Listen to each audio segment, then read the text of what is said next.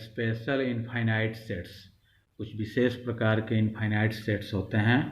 First है set of natural numbers, प्राकृत संख्याओं का सेट।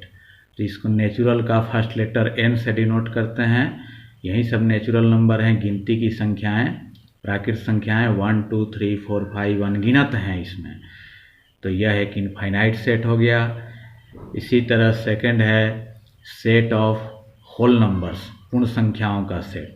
तो इसको होल का फर्स्ट लेटर W से डिनोट करते हैं। होल नंबर 0 से स्टार्ट होते हैं, 0 1 2 3 4 5 6 7, इसमें लाख करोड़ अरब करोड़ सब इसमें अनगिनत मेंबर हैं। यह भी इनफाइनाइट सेट है। थर्ड है सेट ऑफ इंटीजर्स, पूर्णांक संख्याओं का सेट।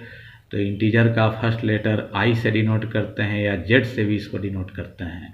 तो इंटीजर्स ये सब जो हैं 1 2 3 4 5 ये सब पॉजिटिव इंटीजर्स, ये अनगिनत हैं। 0 भी इंटीजर है, -1 -2 -3 -4 -5 ये निगेटिव इंटीजर्स भी अनगिनत हैं। इसमें अनगिनत मेंबर हैं, तो यह भी एक इनफाइनाइट सेट हो गया। 4 है सेट ऑफ रेशनल नंबर्स, परिमेय संख्याओं का सेट, जिसको Q से डिनोट करते हैं। इसका मेंबर x है, x such that x is equal to p/q। इसका मेंबर x इस प्रकार है कि वो p/q के इक्वल है।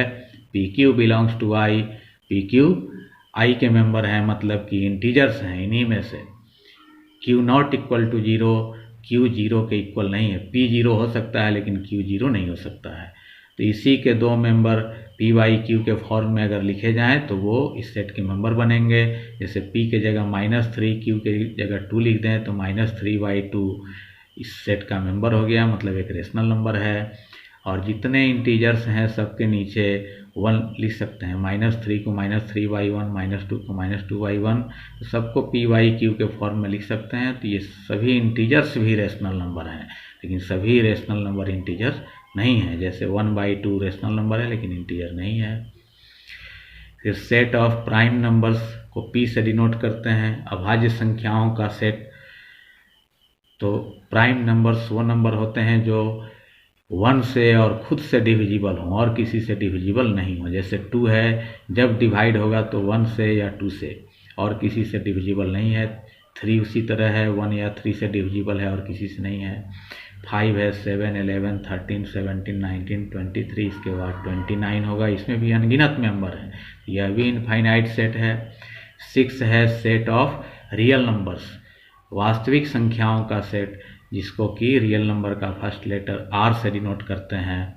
तो रियल नंबर में सभी रेशनल नंबर भी आ जाते हैं और इरेशनल नंबर भी आ जाते हैं।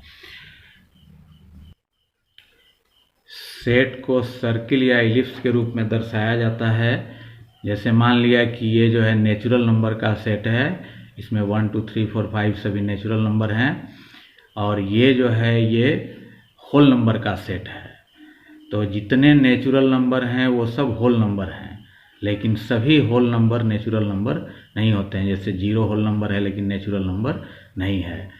तो नेचुरल नंबर का सेट जो है होल नंबर के सेट के अंदर ही है। तो कह सकते हैं कि नेचुरल नंबर का सेट होल नंबर के सेट का प्रॉपर सबसेट है। यहाँ लिखा हुआ है सिंबल में, ये प्रॉपर सबसेट का सिंबल है। तो n is proper subset of W। इसी तरह ये होल नंबर का सेट जो है और ये इंटीजर का सेट है, इंटीजर के सेट के अंदर है। तो जितने होल नंबर होंगे वो सब इंटीजर हैं, लेकिन सभी इंटीजर्स होल नंबर नहीं हैं।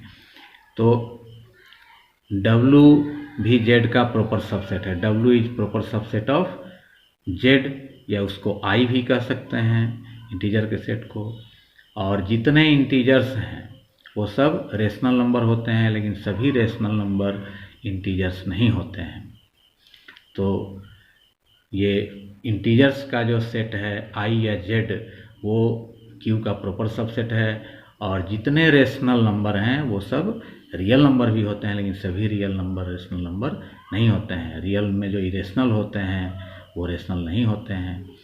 तो Q भी R का प्रॉपर सबसेट होता है। Equal sets, if two sets A and B have exactly same elements then they are called equal sets।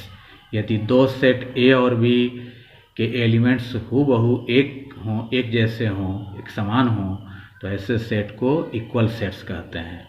And we write A is equal to B, और हम लोग उसको लिखते हैं A is equal to B. तो यदि ए set के सभी मेंबर बी में हों और बी के सभी मेंबर ए में हों तो दोनों के मेंबर हूबहू एक जैसे होंगे और दोनों सेट इक्वल कहलाएंगे। जैसे एग्जांपल में ए सेट है set of the letters in the word LY, LY शब्द के अक्षरों का सेट है। बी सेट है set of letters in the word loyal, तो लॉयल शब्द के अक्षरों का सेट बी है। तो ए सेट को अगर रोस्टर फॉर्म में लिखें तो एलवाई शब्द में जितने अक्षर हैं उनका यह सेट है, तो इसका अक्षर ए है। एल 2 बार है तो एक ही बार लिखेंगे। सेट में एक मेंबर को एक ही बार लिखा जाता है, इसके सभी एलिमेंट डिस्टिंक्ट होने चाहिए, अलग अलग होने चाहिए। फिर ओ है, फिर वाई है लेटर, तो ये सब जो हैं एलवाई शब्द के अक्षर हो गए। और वहीं सेट ए हो गया रोस्टर फॉर्म में। फिर बी सेट जो है वो लॉयल शब्द के अक्षरों का सेट है, तो उसके अक्षर हैं एल ओ वाई ए है, लेकिन एल इसमें भी डबल है, 2 बार है तो पहले लिखा जा चुका है। तो इसमें भी 4 मेंबर हैं, बी में भी ए में भी 4 मेंबर हैं, और ए के सभी मेंबर देखे जाएं तो बी में हैं और बी के सभी मेंबर देखे जाएं तो ए में हैं। तो दोनों के मेंबर हूबहू एक जैसे हैं, आगे पीछे लिखने से कोई फर्क नहीं पड़ता है। तो दोनों सेट इक्वल हो गए, A is equal to B लिख सकते हैं। इसके बाद है इक्विवेलेंट सेट्स। तो if cardinal number of set A is equal to cardinal number of set B, then A and B are called equivalent sets. यदि ए और बी सेट के कार्डिनल नंबर इक्वल हों, मतलब नंबर ऑफ एलिमेंट्स इक्वल हों, तो हम लोग कह सकते हैं कि दोनों इक्विवेलेंट सेट्स हैं, समतुल्य समुच्चय हैं। We write A is equivalent to B, तो उसको हम लोग ऐसे लिखते हैं कि ए बी के इक्विवेलेंट सेट है।